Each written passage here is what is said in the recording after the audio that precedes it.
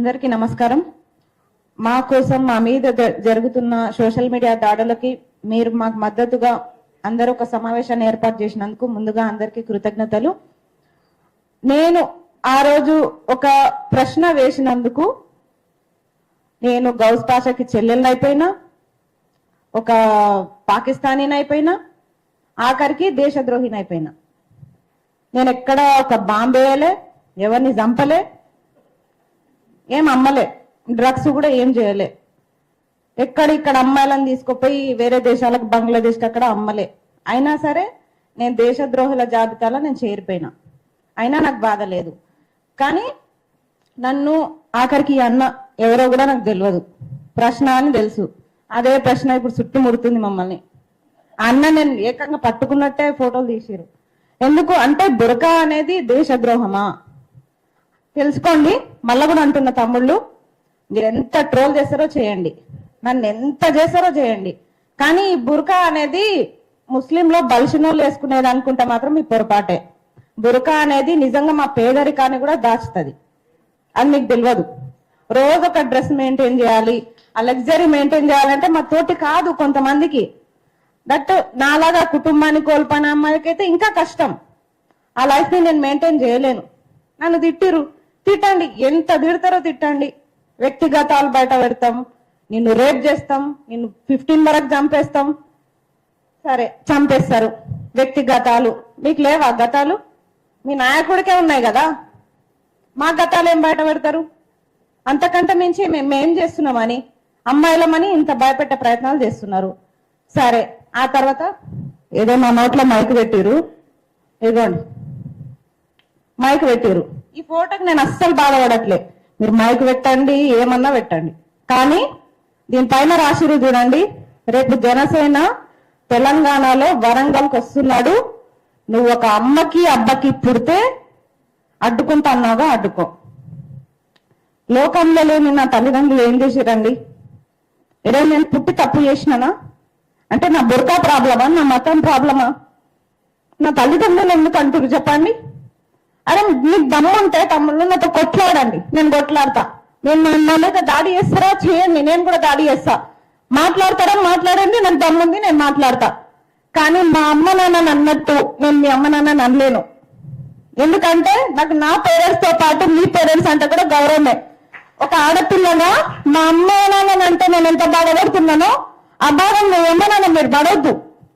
అందుకే మీ అమ్మ నాన్న నేను తిట్టాను. అలాంటిది ఇంత నీచంగా ఏ రోజు నేను నిరుద్యోగుల కోసం చేసే పోరాటంలో ఏ రోజు నేను బాధపడలేదు.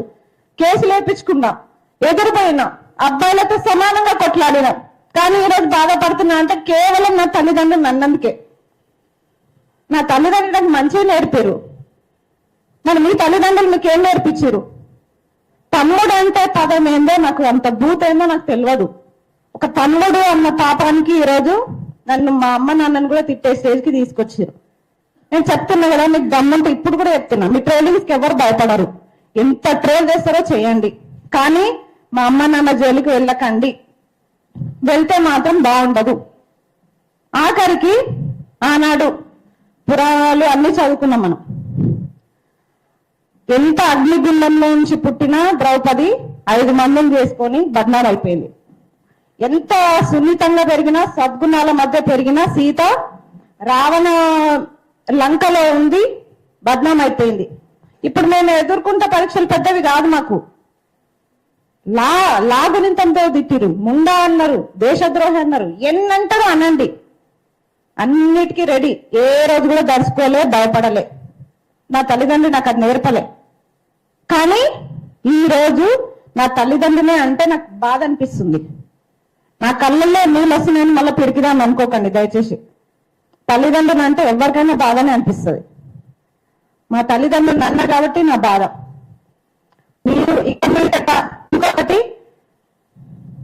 దీని ప్రొఫైల్ పేరైతే యద్భావతి తద్భావతి అట ప్రొఫైల్ పేరు. మళ్ళీ దానిలో చూస్తే మా పిక్ ఎవరిదంటే పవన్ కళ్యాణ్దే ఉంది. ఇప్పుడు నేను ఎవరి పైన కంప్లైంట్ ఇవ్వాలి? పవన్ కళ్యాణ్ పైన ఇవ్వాలి కదా. మళ్ళీ ఎందుకు బాధ అనిపిస్తుంది? ఎందుకు నొప్పి అవుతుంది మీకు? మీకు మూడింది. ఫస్ట్ ఆఫ్ ఆల్ మీరు ఎన్ని ట్రోలింగ్ చేస్తారో చేయండి, ట్రోలింగ్స్ ఆపమని మేము పెట్టాలి. ఇంకొకటి, మనకి ఇన్ని చట్టాలు ఉన్నాయి, ఇన్ని షీటింగ్లు ఉన్నాయి, ఇన్ని ఉమెన్ కమిషన్లు ఉన్నాయి, అయినా సరే ఇలాంటి పరిస్థితి వచ్చింది మనకి ఈడ. ఎందుకంటే బాధితుల మనము కంప్లైంట్ ఇచ్చి మనం ఎక్కువ తిరగాలి. ఫస్ట్ ఆఫ్ ఆల్ వాళ్ళేమో దర్జాగా ఉంటారు. ఇది ఎప్పుడు మారుతుంది ఈ సిస్టమ్? మా కోసం ఏర్పాటు చేసిన ఇన్ని పోలీస్ కమిషన్లు, ఇన్ని చట్టాలు ఎట్టుపోయినాయి. అయినా మేం తిరగాల్సి వస్తుంది. మేమే కంప్లైంట్ ఇచ్చి మేమే 100 సార్లు తిరగాలి. ఆడేమో దర్జాగా ఉంటాడు.